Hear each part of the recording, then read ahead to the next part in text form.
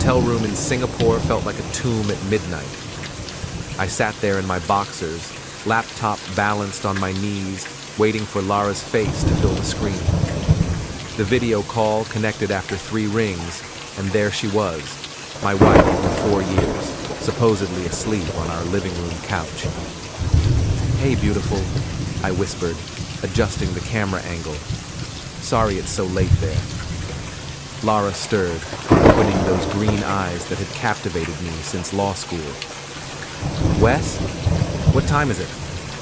"Just past midnight your time. I couldn't sleep. Jet lags got me twisted up like a pretzel." I forced a smile, though something felt off. The lighting in our living room seemed different, shadows falling where they shouldn't. "You look exhausted, honey. How did the merger meetings go?" I started explaining the complexities of international corporate law, but my attention kept drifting to the background of her video feed. There, behind the kitchen doorway, a shadow moved. Not the kind of shadow furniture makes, but something tall, vertical, human-shaped. "Wes, you're not listening." "Sorry, just distracted. Tell me about Chloe. Did she ask for Daddy today?" Lara's expression softened. Our 2-year-old daughter was the center of our universe, at least that's what I believed. She's been saying Dada all week. I think she misses you. The shadow moved again. Definitely human. Definitely male based on the height and shoulder width. My stomach clenched, but I kept my voice steady. "That's my girl. Hey, can you turn on the lamp behind you? The lighting's making everything look weird on my end." "The lamp's broken, remember? I told you before you left." I didn't remember that conversation, but then again, I'd been drowning in case files before this trip. Still, something about her tone felt rehearsed, like she'd prepared that answer. "Right, of course. My brain's mush right now." I leaned back against the hotel pillows, making sure my laptop camera stayed steady. "Mind if I just stay on with you for a while? This place is giving me the creeps." For the next 45 minutes, I kept her talking while secretly screen recording the entire conversation. We discussed mundane things, grocery lists, Chloe's upcoming pediatrician appointment with Dr. Trenwick, the leak in our upstairs bathroom that still needed fixing. Normal married couple stuff, except for the shadow that kept appearing and disappearing behind her. At one point, around the 30-minute mark, I saw enough of the figure to make out details. Tall, lean build, dark hair. The shadow lingered in the hallway for nearly 3 full minutes, while Lara told me about her continuing education courses at the community college. "I should probably let you get some sleep," I finally said, though every instinct screamed at me to keep watching. "Yeah, I'm exhausted. Love you, Wes." "Love you too." The call ended, and I immediately opened the recording. Frame by frame, I analyzed every shadow, every movement, every micro-expression on my wife's face. By the third viewing, I'd identified something that made my chest tight with panic. The shadow had distinctive features, a sharp jawline, prominent nose, and when he turned slightly toward the kitchen light, I caught a glimpse of his eyes. Light blue, almost gray. I knew those eyes. Dr. Hale Trenwick, Chloe's pediatrician, the man who'd been treating our daughter since birth. The same man Lara always insisted on seeing, even when scheduling conflicts made appointments inconvenient. I grabbed my phone and pulled up the photos from Chloe's second birthday party 3 months ago. There she was, my beautiful daughter, smiling at the camera with those same light blue eyes staring back at me. Not Lara's green eyes, not my brown eyes, Hale's eyes. My hands shook as I opened my laptop and booked the next flight home. 11 hours and 43 minutes until takeoff, then another 8 hours in the air, plus travel time. I'd be walking through my front door at approximately 4 in the morning, Eastern Standard Time. The shadow in my house was about to get a name, and I was going to make sure he knew I'd found it. Logan International Airport at 3:15 in the morning looked like a scene from a post-apocalyptic movie. Fluorescent lights buzzed overhead as I dragged my carry-on through empty terminals, my mind racing faster than my feet could move. The Uber ride home took 23 minutes through deserted suburban streets. Every traffic light felt like an eternity. I kept replaying the video call, analyzing Lara's expressions, her word choices, the way she'd positioned herself on the couch to block certain angles of the room. Our house sat dark except for the porch light we always left on. I paid the driver and stood on the sidewalk for a moment, staring at the place I'd called home for 3 years. White colonial, black shutters, perfectly manicured lawn that Lara insisted on maintaining because appearances matter in this neighborhood. I used my key quietly, disabling the alarm system before it could chirp. The living room looked exactly as it had on the video call. Throw pillows arranged just so, Lara's water glass still on the coffee table, even the same magazine open to the same page. But something was different. A faint cologne scent lingered in the air. Not my cologne. Something expensive, medicinal almost, like the kind of sanitized smell that clings to doctors even after they leave the hospital. I climbed the stairs carefully, avoiding the third step that always creaked. Our bedroom door stood slightly ajar, and through the gap I could see Lara sleeping peacefully, her blonde hair spread across the pillow like a halo. Chloe's nursery was across the hall. I pushed the door open and stepped inside, my heart hammering against my ribs. She looked perfect in her crib, tiny chest rising and falling with each breath, completely innocent of the chaos swirling around her. On the changing table, partially hidden behind a stack of diapers, I found it. A gold cufflink. Expensive, engraved with the initials H.T. Hale Trenwick. I picked it up, feeling its weight in my palm. This wasn't some random piece of jewelry that had fallen from a repairman's shirt or a delivery guy's sleeve. This was a deliberate calling card, evidence of intimate presence in my daughter's most private space. My phone buzzed with a text message. Nina Valdez, my colleague at the law firm and our best digital forensic specialist. Got your message. Ran preliminary analysis on that video file you sent. We need to talk ASAP. This is bigger than you think. I responded immediately. Home now. Found physical evidence. Can you meet at the office at 6 a.m.? Already there. Bring coffee and prepare yourself for some harsh truths. I slipped the cufflink into my pocket and took one last look at Chloe.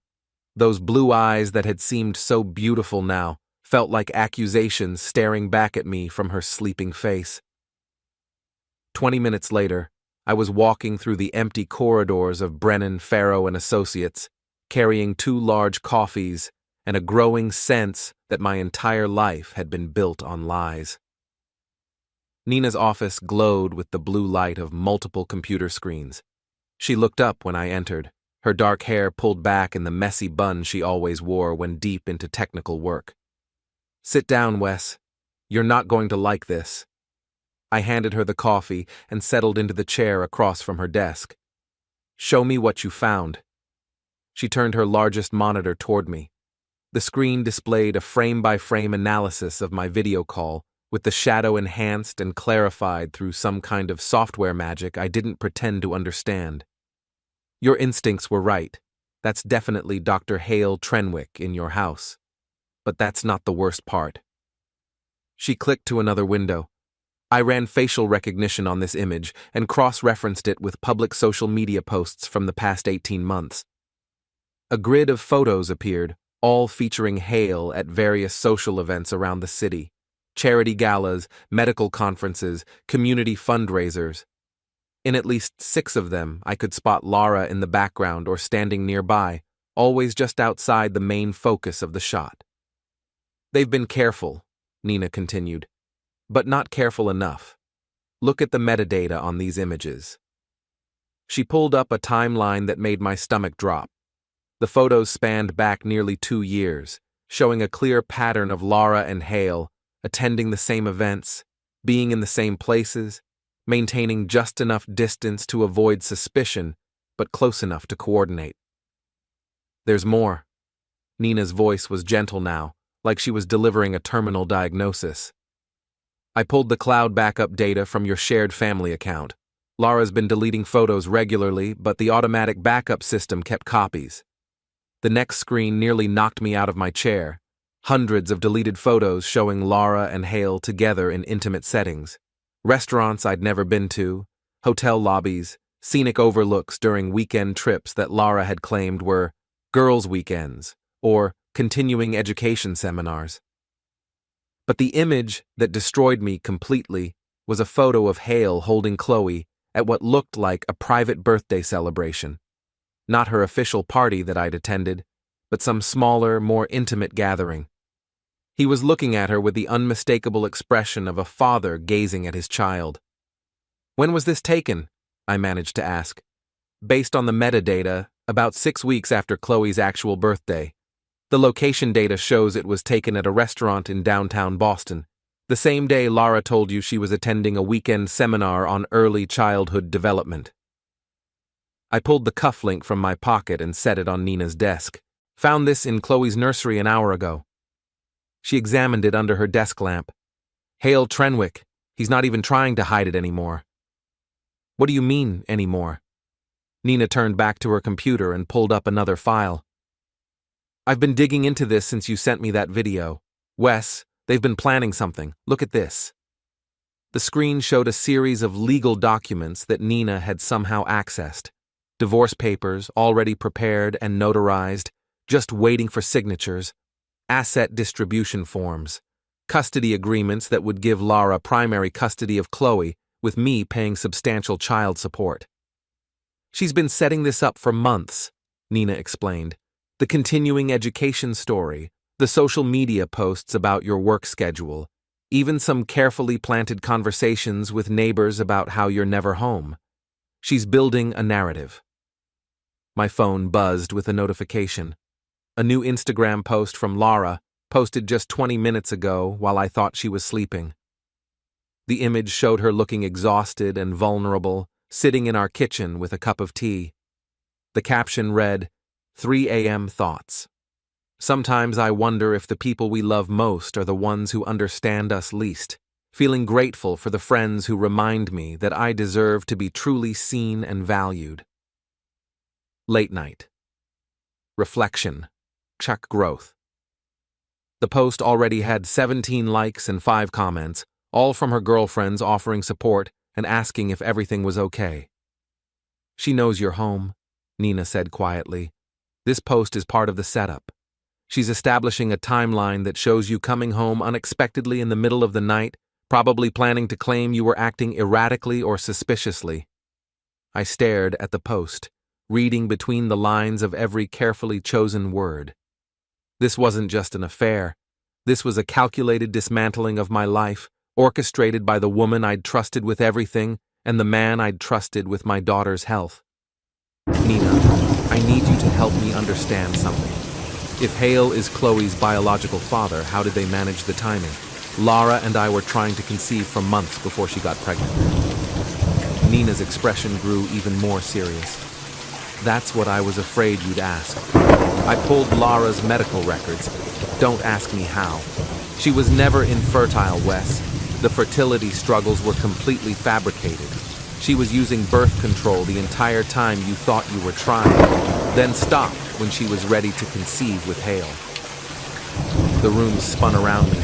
Every conversation about starting a family, every disappointed month when the pregnancy test came back negative, every reassuring word I'd offered when she cried about our bad luck, all of it had been theater. "How long do you think this has been going on?" "Based on the digital evidence, at least 2.5 years, probably longer." I stood up and walked to Nina's window, looking out at the city as it slowly woke up. Somewhere out there, Hale was probably driving home from my house, confident that his secret was safe. Somewhere else, Lara was crafting her next social media post designed to make me look like the villain in our marriage's collapse. "What do I do now?" Nina joined me at the window. "You have 2 choices. You can confront them with what we know and hope for some kind of honest resolution. Or what? Or you can be smarter than they think you are. They've been playing a long game, Wes. Maybe it's time you started playing one too? I turned to face her, feeling something cold and calculating settling into my chest where warmth used to live. What did you have in mind? By 7:30 that morning, I was back home, acting like a husband returning from a successful business trip. I found Lara in the kitchen, making coffee and scrolling through her phone, probably monitoring the response to her late-night Instagram post. "You're home early," she said, looking up with what seemed like genuine surprise. "I thought your flight wasn't until this afternoon." Meetings wrapped up ahead of schedule. I missed my girls too much to wait around Singapore for another day. I kissed her cheek, noting how she tensed slightly at the contact. "How was your night? You look tired." "Couldn't sleep. You know how I get when you're traveling." She handed me a mug of coffee, her wedding ring catching the morning light. "Chloe's still sleeping, but she'll be so excited to see you." I nodded, playing the role of the devoted husband and father, while my mind cataloged every micro-expression, every word choice, every tell that might reveal her true thoughts. "I saw your Instagram post from last night. Everything okay?" A flicker of something, guilt, calculation, crossed her face. "Oh, that. Just one of those late-night mood things. You know how I get philosophical when I can't sleep. The friends who remind you that you deserve to be truly seen and valued," I quoted. "That sounds pretty specific." Lara turned back to the coffee maker, avoiding my eyes. "Just general friend support stuff. Janie's been going through some marriage issues, and we've been talking about how important it is to have people who really understand you." Janie Morrison, Lara's best friend since college, a socialite whose husband owned 3 car dealerships and who treated gossip like an Olympic sport. If Lara was confiding in Janie about our marriage, half the city would know our business within a week. "Speaking of understanding," I said carefully, "I was thinking we should schedule some time together this weekend. Just the 3 of us. Maybe take Chloe to that new children's museum she's been wanting to visit." "This weekend?" Lara's voice pitched slightly higher. "I have that continuing education seminar on Saturday, remember? The one on developmental psychology?" Another lie. Nina had already confirmed there were no continuing education seminars scheduled at any local colleges this weekend. I wondered where Lara was really planning to spend Saturday. Probably the apartment Nina had discovered, the one leased under Hale's name. "Right, of course. Maybe Sunday then." "Sunday works." She seemed relieved. "I should probably get Chloe up soon. She has that appointment with Dr. Trenwick this afternoon." My hand tightened around the coffee mug. "Appointment? For what?" "Just a routine checkup, making sure she's hitting all her developmental milestones." Lara's tone was casual, but I caught the slight tremor in her voice. "You know how thorough Dr. Trenwick is about tracking everything."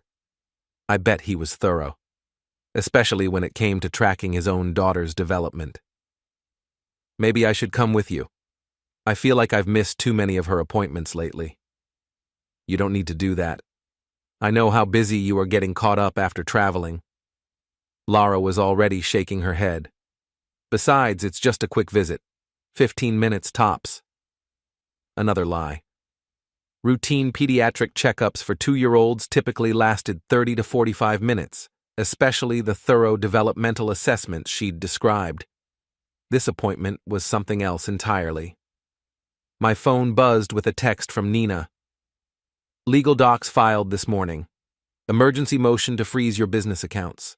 Lara's attorney cited financial irregularities and erratic behavior patterns. You have maybe 6 hours before this hits." I excused myself to use the bathroom and quickly typed back, "How is that possible? I haven't done anything irregular." "Doesn't matter. The motion includes evidence of unusual international wire transfers and suspicious account activity. Someone's been setting this up for weeks." My reflection in the bathroom mirror looked like a stranger. Dark circles under my eyes, stubble from the long flight. But something else had changed too. The trusting, optimistic expression I'd worn for 4 years of marriage was gone, replaced by something harder and more calculating. When I returned to the kitchen, Lara was on the phone speaking in low tones. "I have to go," she said quickly when she saw me. We'll talk later. Who was that? Just Janie. She wanted to know if you made it home safely. Lara's smile looked practiced. She says hi, by the way. I doubted Janie Morrison had ever asked about my travel schedule in her life, but I nodded like I believed it. I should probably head into the office for a few hours, I said. Try to catch up on everything I missed while I was gone. Of course. I'll handle things here. I kissed her goodbye, tasting the lie on her lips, and headed for the door. As I backed out of the driveway, I saw her watching me through the kitchen window, her phone already pressed to her ear again. The drive to my office gave me 23 minutes to think, and by the time I reached the parking garage, I'd made several decisions that would have seemed impossible 48 hours earlier. First, I was going to beat Lara to the courthouse. If she wanted to freeze my accounts and paint me as financially irresponsible, I'd make sure the judge heard my side first. Second, I was going to that pediatric appointment this afternoon, whether Lara wanted me there or not. Third, I was going to start documenting everything. Every lie, every inconsistency, every piece of evidence that proved my wife and my daughter's doctor had been planning the destruction of my life. Nina was waiting in my office when I arrived, along with Tom Bradley, the firm's senior partner and my mentor for the past 8 years. "We have a problem," Tom said without preamble. "I got a call an hour ago from Patricia Vance." Patricia Vance was one of the most aggressive divorce attorneys in the city, known for taking high-profile cases and destroying opposing parties through character assassination and financial warfare. "She's representing Lara?" I asked, though I already knew the answer. She wanted to give me a courtesy heads-up about some concerning behavior patterns she'd been made aware of. Unusual travel expenses, international account activity, signs of emotional instability. Tom's expression was grim. "Wes, she had documentation, bank statements, credit card records, even some kind of psychological evaluation." "Psychological evaluation? From whom?" Nina and Tom exchanged glances. "Dr. Hale Trenwick," Nina said quietly. "Apparently he's been treating not just Chloe, but providing some kind of family counseling services. His professional opinion is that you've been showing signs of increasing paranoia and control issues." The room went silent, except for the hum of the air conditioning. I sat down heavily in my desk chair, trying to process the scope of what they'd done. "How long?" I asked. "Based on the dates on these documents, they've been building this case for at least 6 months, Tom replied. "Wes, I have to ask, is any of this true? Have you been having any kind of mental health issues, financial problems, anything that might give credence to these claims?" I looked at my mentor, a man who'd known me since I was a junior associate, who'd trusted me with the firm's biggest cases, who'd been like a father to me when my own father passed away 3 years ago. "Tom, the only mental health issue I'm having is discovering that my wife has been sleeping with our daughter's pediatrician, that he's probably Chloe's biological father, and that they've spent months setting me up to look like an unfit husband and father so they can take everything I've worked for." Tom's eyebrows shot up. "You have proof of this?" Nina turned her laptop screen toward him. For the next 20 minutes, she walked him through everything we'd discovered. The video evidence, the deleted photos, the timeline of deception, the fake fertility struggles, the apartment lease, even the cufflink I'd found in Chloe's nursery. When she finished, Tom leaned back in his chair and whistled low. "This is either the most elaborate frame job I've ever seen, or your wife and Dr. Trenwick are sociopaths." "I'm voting for sociopaths," I said. "The question is, what do we do about it? They're moving fast, and they have the advantage of preparation. By this afternoon, your accounts could be frozen, your reputation could be damaged, and you could be fighting an uphill battle just to see your own daughter." I stood up and walked to the window overlooking the city. Somewhere out there, Lara was probably getting ready for her fake appointment with her real lover, planning to use my daughter as a prop in whatever game they were playing. "We fight back," I said, "but we do it smarter than they expect." "What do you have in mind?" I turned back to face them, feeling that cold calculation settling deeper into my chest. They think they know me. They think I'm the trusting, naive husband who'll roll over and accept whatever story they feed me. They're about to learn that underestimating a corporate lawyer is a very expensive mistake. Nina smiled for the first time all morning. Now you're talking. What's the first move? We're going to give them exactly what they think they want, and we're going to make sure they hang themselves with it. At 2:15 that afternoon, I sat in my car across the street from Trenwick Pediatric Associates, watching the entrance through binoculars I'd borrowed from Nina's emergency kit. Laura's silver BMW was already in the parking lot, which meant she and Chloe had arrived early for their 2:30 appointment. My phone buzzed with updates from Nina, who was monitoring the situation from her office computer. Patricia Vance filed the emergency motion 20 minutes ago. Judge Morrison, no relation to your wife's friend, will hear it first thing tomorrow morning. I typed back, perfect. That gives us tonight to prepare our counter motion. Already drafting it. Tom's reviewing the evidence files now. Through the binoculars, I watched the front door of the medical building. At exactly 2:45, Lara emerged carrying Chloe, but instead of heading to her car, she walked around to the back of the building where a separate entrance led to what I assumed were the private offices. Hale Trenwick met them at the door. Even from a distance, I could see the familiarity between them. The way he touched Lara's shoulder, how naturally he took Chloe from her arms, the comfortable body language of people who'd done this many times before. They disappeared inside, and I made my decision. I crossed the street and entered through the main entrance, approaching the receptionist with my best concerned father expression. Hi, I'm Wes Farrow. My wife brought our daughter Chloe in for an appointment, but I got out of meetings earlier than expected. I was hoping I could join them. The receptionist, a middle-aged woman with kind eyes, looked confused. I'm sorry, Mr. Farrow, but I don't show any appointment for Chloe today. Are you sure it was scheduled for this afternoon? 2:30 with Dr. Trenwick. My wife Lara should have checked in about 15 minutes ago. She clicked through her computer system, frowning. I'm not seeing anything. Let me check with Dr. Trenwick's office.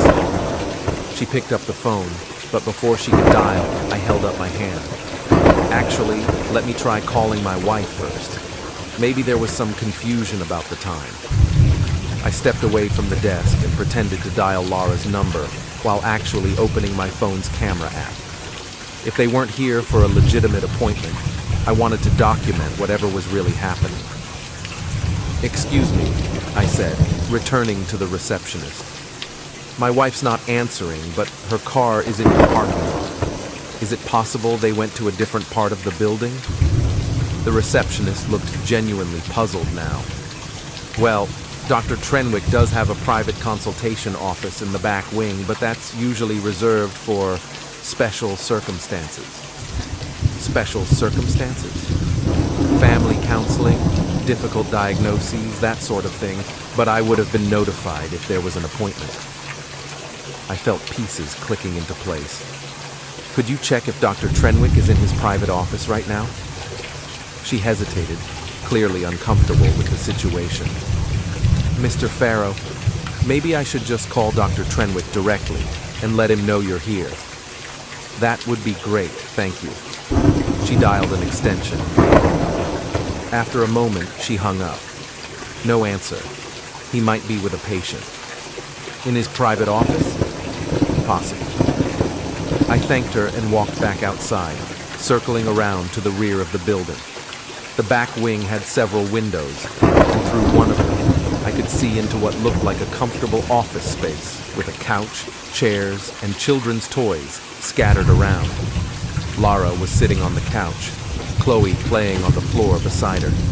Hale sat in a chair across from them, but this wasn't any kind of medical examination. They were talking intently, like people making plans, and every few minutes one of them would glance toward Chloe with expressions that made my stomach turn. I started recording with my phone, making sure to capture clear images of all three of them in this obviously non-medical setting. Then Hale did something that confirmed every suspicion I'd harbored. He got down on the floor and started playing with Chloe, but not like a doctor interacting with a young patient. He played with her like a father plays with his daughter. Intimate, natural, full of inside jokes and familiar games. Chloe giggled and reached for him, calling out something I couldn't hear through the window. But I could read her lips well enough to make out the word she was saying. Dada! My hands shook as I kept recording. My 2-year-old daughter was calling another man Dada, while my wife watched with a smile that I'd never seen her direct toward me. The recording ran for 12 minutes before they started moving toward the office door. I quickly retreated to my car and waited. They emerged from the back entrance at 3:20, Hale walking them to Lara's BMW. Before she got in the car, Lara kissed him. Not a friendly peck on the cheek, but a real kiss, the kind married people share when they're saying goodbye.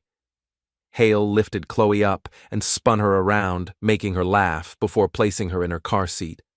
He said something to her that made her clap her hands, then closed the door and tapped the roof of the car twice. As Lara drove away, Hale stood in the parking lot watching until her car disappeared around the corner. I followed at a distance, expecting her to head home. Instead, she drove to the downtown area and parked outside an upscale apartment building I'd never seen before. Nina's research had been correct. This had to be the apartment leased under Hale's name. Lara carried Chloe inside, using her own key to access the building. I parked across the street and called Nina. I need you to pull everything you can find about the apartment at 1247 Riverside Drive, Unit 4B. Lease agreements, utility bills, any paper trail that connects it to Hale or Lara. Already on it. I've been monitoring the building's security cameras remotely. Lara's been there at least twice a week for the past 4 months, always with Chloe. They're living a double life. This isn't just an affair, Nina. They're playing house. It gets worse. I accessed Hale's financial records, don't ask me how. He's been paying for everything. Rent, utilities, even a grocery delivery service. He's essentially supporting a second household. I watched the 4th floor windows, trying to figure out which unit was theirs. After a few minutes, lights came on in what appeared to be a corner apartment with a view of the river. How long do you think this has been going on? Based on the lease agreement, 18 months. But I found earlier records showing they looked at apartments together almost 2 years ago. 2 years. Chloe was only 2 years old, which meant they'd been planning this alternate life since before she was born. Maybe since she was conceived. My phone buzzed with a text from Lara. Running errands with Chloe. We'll be home by 6 for dinner. How was your day back at the office? I stared at the message, marveling at how easily the lies came to her. She was sitting in an apartment with our daughter and her lover, texting me about running errands. I typed back, "Long day catching up. See you at 6. Love you." The words tasted bitter even as I typed them, but I needed to maintain the facade until I was ready to drop the hammer. Nina, I need you to prepare a complete dossier on everything we've found. Photos, financial records, timeline, witness statements if possible. I want it ready for tomorrow's hearing. Already working on it. But Wes, you need to prepare yourself for the possibility that this goes public. If we present all this evidence, it's going to be a scandal. Hale's reputation will be destroyed, Lara's social media perfect life will implode, and Chloe's parentage will become public knowledge. I looked up at the apartment windows where my wife was playing house with another man, and my daughter was calling that man Dada. Let it burn, I said. They made their choices. Now they get to live with the consequences. At 5:45, I watched Lara and Chloe leave the apartment building. By the time I got home at 6:15, Lara was in the kitchen preparing dinner, humming softly to herself like she'd spent the afternoon doing something completely innocent. How did the appointment go? I asked, kissing Chloe's forehead as she played in her high chair. Great. Dr. Trenwick says she's developing perfectly. All her milestones are right on track. Lara's smile was radiant, probably because she was thinking about the real reason for her happiness. That's wonderful. I'm glad everything's normal. Very normal, she agreed. Just a routine checkup. I nodded and smiled, playing the role of the trusting husband for one more night. Tomorrow, at 9 a.m. sharp, Judge Morrison would hear Patricia Vance's motion to freeze my accounts and restrict my access to Chloe based on allegations of financial impropriety and mental instability. But Judge Morrison would also hear my counter motion, supported by video evidence, financial records, and documentation proving that my wife and my daughter's pediatrician had been conducting a 2-year campaign of deception designed to steal my child and destroy my life. I looked at Chloe, innocent and beautiful, completely unaware that her world was about to change forever. Tomorrow, the shadow would finally step into the light, and everyone would see exactly what it looked like. Judge Morrison's courtroom felt like a gladiatorial arena at 9 a.m. sharp. Patricia Vance sat at the plaintiff's table with Lara, both women dressed in conservative suits designed to project respectability and victimization. Across the aisle, I sat with Tom Bradley, our evidence files organized in neat stacks that represented 2 years of systematic deception. Your Honor, Patricia began, her voice carrying the practiced authority of someone who'd destroyed dozens of marriages. We're here today because Mr. Farrow's behavior has become increasingly erratic and concerning. His wife fears for her safety and the safety of their 2-year-old daughter. She presented her carefully crafted narrative. My obsessive work travel, unusual financial transactions, late-night phone calls that suggested paranoid behavior, and a psychological evaluation from Dr. Hale Trenwick indicating possible mental health issues. Dr. Trenwick has been treating the family for over 2 years, Patricia continued, and his professional opinion is that Mr. Farrow's behavior patterns suggest someone who may be suffering from stress-induced paranoia and control issues. Judge Morrison, a stern woman in her 60s, reviewed the documents with a furrowed brow. These are serious allegations, Ms. Vance. Mr. Bradley, how does your client respond to these claims? Tom stood, and I felt a surge of gratitude for his steady presence. Your Honor, my client doesn't just respond to these allegations. He categorically disproves them with evidence that reveals a coordinated campaign of deception orchestrated by Mrs. Farrow and Dr. Trenwick. Patricia's confident expression flickered slightly. Furthermore, Tom continued, we have evidence that Dr. Trenwick's psychological evaluation is not only professionally inappropriate, but represents a massive conflict of interest, given his personal relationship with Mrs. Farrow. Objection, Your Honor, Patricia interrupted. There's no evidence of any inappropriate relationship between my client and Dr. Trenwick beyond normal doctor-patient interactions. Tom smiled. Your Honor, we'd like to present Exhibit A. Nina had worked until 3 a.m. preparing our presentation. The courtroom's large screen lit up with a crystal-clear image taken from my Singapore video call, Hale's shadow clearly visible in my living room at midnight. This image was captured 3 days ago during a video call between Mr. Farrow and his wife. The timestamp shows 12:47 a.m. Eastern Standard Time. Mrs. Farrow claimed to be alone with their daughter, yet digital enhancement clearly shows Dr. Hale Trenwick in their home. Lara's face went pale. Patricia frantically shuffled through her papers, clearly caught off guard. Exhibit B, Tom continued, as the screen changed to show the deleted photos Nina had recovered. These are images from Mrs. Farrow's cloud storage account, showing her and Dr. Trenwick together at various locations over the past 18 months.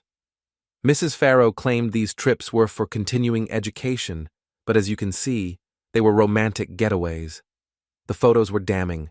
Lara and Hale at restaurants, hotels, scenic locations, clearly intimate and comfortable with each other. Exhibit C. The screen now showed the apartment building lease. Dr. Trenwick has been paying for a second residence where Mrs. Farrow and the child spend significant time. This apartment has been their primary meeting place for over a year. Judge Morrison leaned forward, studying the documents. Ms. Vance, Did your client disclose any of this information when you prepared your motion? Patricia looked like she was drowning. Your Honor, we were not aware of these alleged relationships. Alleged? Tom's voice carried a hint of incredulity. Your Honor, we also have video evidence from yesterday afternoon. The screen changed again, showing my recording from outside Hale's office. The footage clearly showed Lara kissing Hale goodbye, Chloe calling him Dada, and their obvious familiarity as a family unit. This was taken during what Mrs. Farrow claimed was a routine pediatric appointment. As you can see, no medical examination took place. Instead, Dr. Trenwick met privately with Mrs. Farrow and the child in a setting that suggests an ongoing, intimate relationship. Judge Morrison turned to Lara, her expression stern. Mrs. Farrow, do you care to explain these images? Lara looked at Patricia desperately, but her attorney seemed to have run out of strategies. Your Honor, Lara began, her voice shaky. Those images are taken out of context. Dr. Trenwick has been providing family counseling services and... Family counseling? Judge Morrison interrupted. Mrs. Farrow, did you inform your husband that you were receiving family counseling? Did he consent to psychological evaluation by someone who was simultaneously conducting an intimate relationship with you? The silence stretched uncomfortably. Your Honor, Tom said, we believe the evidence shows that Mrs. Farrow and Dr. Trenwick have been conducting a coordinated campaign to discredit Mr. Farrow's mental state and financial stability in preparation for a divorce that would grant her primary custody and substantial financial support. But there's one more thing, I said, standing up despite Tom's surprised look. Judge Morrison raised an eyebrow. Mr. Farrow? Your Honor, I'd like to present evidence regarding the paternity of the child in question. The courtroom went completely silent. Lara's face turned white as paper. During my investigation, I discovered that my wife fabricated fertility issues to explain delays in conception. Medical records show she was never infertile. Instead, she used birth control to prevent pregnancy until she was ready to conceive with Dr. Trenwick. I pulled out the DNA test results that Nina had helped me obtain through a private laboratory. These results confirmed that Dr. Hale Trenwick is the biological father of the child both parties have been fighting over. My wife has been claiming child support and custody rights for a child that isn't mine, while simultaneously conducting a relationship with the actual father. The explosion was immediate. Patricia jumped to her feet objecting, Lara started crying, and Judge Morrison pounded her gavel repeatedly to restore order. Enough! Judge Morrison's voice cut through the chaos. Ms. Vance, Mrs. Farrow, Dr. Trenwick, yes, I'm ordering him to appear in this courtroom immediately. You have 30 minutes to explain how a supposedly routine divorce proceeding has turned into evidence of fraud, perjury, and professional misconduct. As the bailiff went to summon Hale, I looked across the aisle at Lara. She was staring at me with an expression I'd never seen before. Not the loving wife, not the concerned mother, but something cold and calculated that had probably been there all along. You have no idea what you've just done, she whispered. I leaned back in my chair, feeling calmer than I had in days. Actually, Lara, I know exactly what I've done. I've told the truth, something you might want to try sometime. When Hale arrived 25 minutes later, flanked by his own attorney, Judge Morrison had already reviewed all our evidence. The man who walked into that courtroom looked nothing like the confident pediatrician who'd been playing house with my wife and daughter. He looked like someone whose entire world was about to collapse. And as I watched him take his seat, knowing that his medical license, his reputation, and his carefully constructed life were about to be destroyed by his own choices, I felt something I hadn't experienced in months. Peace. The shadow finally had a name, and now everyone could see exactly what it looked like in the light. Judge Morrison's final ruling was swift and decisive. All of Patricia's motions were denied, my accounts remained unfrozen, and a full investigation was ordered into both Lara's financial deception and Hale's professional misconduct. As we walked out of the courthouse, Tom clapped me on the shoulder. That was the most thorough demolition I've ever witnessed in family court. I looked back at the courthouse steps where Laura stood with Patricia and Hale, all three of them looking like survivors of a natural disaster. Tom, that wasn't a demolition, I said. That was justice. The shadow that had haunted my midnight video call was gone forever, replaced by the harsh light of truth that would follow all three of them for the rest of their lives. And for the first time in months, I could finally see clearly.